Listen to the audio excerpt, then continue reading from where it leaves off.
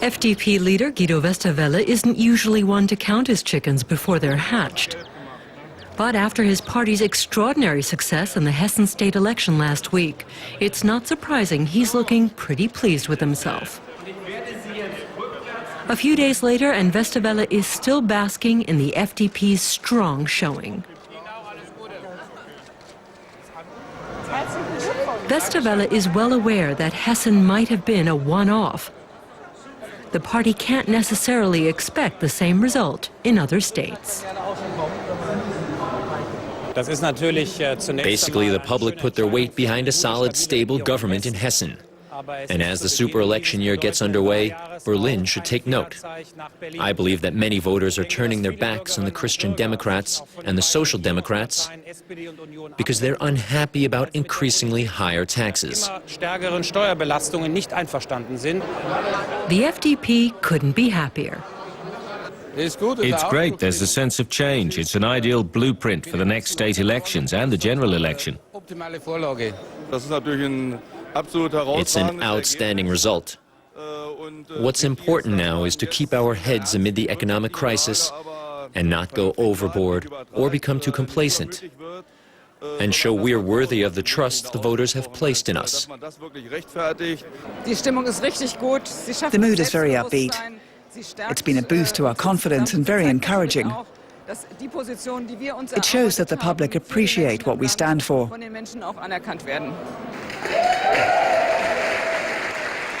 That's obviously true of voters in Hessen. Gaining 16.3% of the vote, the party's clearly doing something right, even if much of its support came from voters disappointed with the CDU. The Liberals look set to play the role of kingmaker during this upcoming election year in Germany, with many posts up for grabs. The FDP celebrated its 60th anniversary 1 month ago and can look back on an impressive track record. It spent decades in power as a junior coalition partner. And Germany has twice had a president who belonged to the FDP. One of its most prominent politicians was Hans-Dietrich Genscher, who served as foreign minister in Helmut Kohl's government and played a key role in German reunification. For 13 years, the FDP also shared power with the Social Democrats. Now, in 2009, the party once again has its sights set on government. It spent over a decade in the opposition, and right now its ideal scenario would be to form a coalition with the CDU. And after the party's resounding success in Hessen, this goal appears to be within reach. The FDP is now part of 5 state governments. Westerwelle is talking about the beginnings of a new start for Germany. The fact that Hessen has voted in a CDU-FDP government shows that a clear center-right majority across Germany is not only possible, but desirable, and that is our aim. The CDU agrees. Along with the FDP, it's pinning its hopes on centrist voters. The CDU announced some time ago its intention to form a coalition with the FDP, come the parliamentary elections in September. Elections in Hessen and Lower Saxony last year showed that a CDU-FDP majority, a 2-party government, is possible in Germany despite our 5-party system, and we want to make the most of it.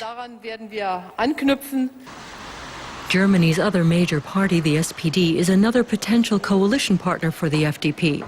But old-school Social Democrat preconceptions of the FDP as a party for the privileged and finger-pointers mean it would hardly be a match made in heaven. As the general election approaches, we will be working towards a partnership with the Greens, although I wouldn't like to pin them down without having talked to them. But yes, we would like to power share with them. But if need be, we will also be open to talks with the FDP. Under Westerwelle, the FDP is determined to return to power this September, but the road to office is set to be a rocky one. The question as to who will be in power will be answered on September the 27th. If voters want political change, then they should vote for the FDP. For now, we were very pleased to have got off to such a good start. But ultimately, it's all about the finishing line, and that's what we're fighting for. But Guido Westerwelle knows it will also require a certain amount of good fortune.